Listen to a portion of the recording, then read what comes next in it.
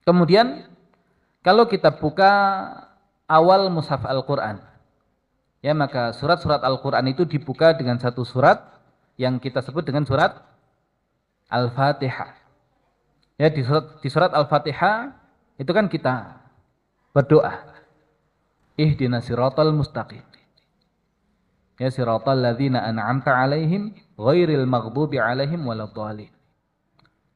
Ya Allah, tunjukilah kami jalan yang lurus, yaitu jalannya orang-orang yang telah Engkau berikan nikmat atas mereka, bukan jalannya orang-orang yang dimurkai atas mereka, dan bukan pula jalannya orang-orang yang tersesat. Nah, umat Islam ini sudah berada di jalan yang lurus atau belum?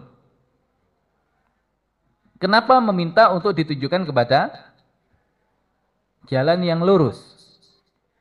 Nah, sehingga sebagian orang yang memang sengaja menghembuskan ya syubhat-syubhat yang mengatakan umat Islam ini kalau begitu belum berada di jalan yang lurus. Seandainya sudah berada di jalan yang lurus, nggak mungkin minta ditunjukkan kepada jalan yang lurus. Dan ini menandakan dia adalah seorang yang jahil. Ya, dia tidak mengerti Al-Quran tapi berbicara tentang Al-Quran.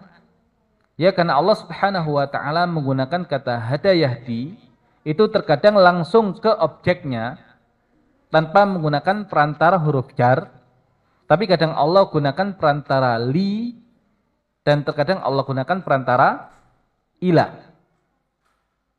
Alhamdulillahilladzi hadana lihada.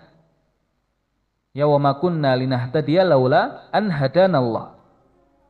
Nah, itu perkataan ahli surga yang sudah sampai di penghujung tujuan hidupnya. Makanya hada yahdi li digunakan untuk mereka yang Allah berikan petunjuk dan sampai di penghujung tujuannya.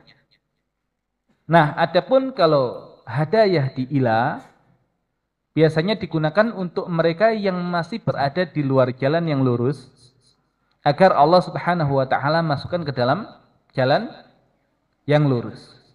Tapi kalau hada yahdi tanpa menggunakan li, tanpa menggunakan ila, digunakan untuk dua hal.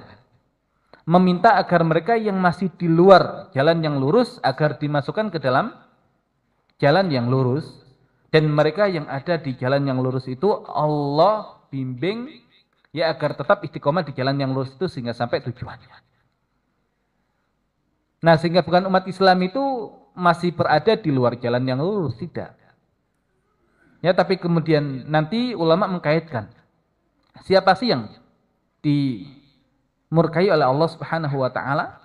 Ya, orang-orang Yahudi. Ya, mereka ini punya ilmu tapi tidak mengamalkan ilmunya.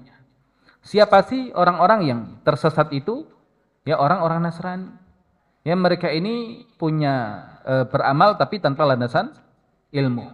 Berarti kalau kemudian kita meminta ditunjukkan jalan yang lurus, jalannya orang-orang yang diberikan nikmat atas mereka, nah berarti mereka yang Allah berikan nikmat ilmu dan ya, nikmat amal. Kalau ilmu hidayatu al-irsyad, kalau amal hidayatu at-taufiq. Ya, jadi tidak ada habisnya. Ya, kita selalu meminta petunjuk kepada Allah berkaitan dengan irsyad agar dapat ilmu. Dan kalau kemudian sudah dapat ilmu, meminta petunjuk kepada Allah yang sifatnya taufiq. Agar apa? Ya, ilmu yang kemudian kita pelajari menjadi ilmu yang teramalkan. Nah, maka perjalanan kita itu dari kita butuh bimbingan dari Allah Subhanahu wa taala. Ya, butuh ilmu dari Allah dan butuh taufik dari Allah. Makanya kenapa kemudian kita selalu meminta ihdinas siratal mustaqim, ya siratal ladzina an'amta 'alaihim ghairil maghdubi 'alaihim waladdallin, ya agar kemudian kita terbimbing oleh ilmu yang Allah berikan dan bisa mengamalkan ilmu kita dengan ya mengaplikasikannya dalam kehidupan kita sehari-hari. Nah, jadi surat yang membuka mushaf Al-Qur'an juga kaitannya dengan tema ilmu.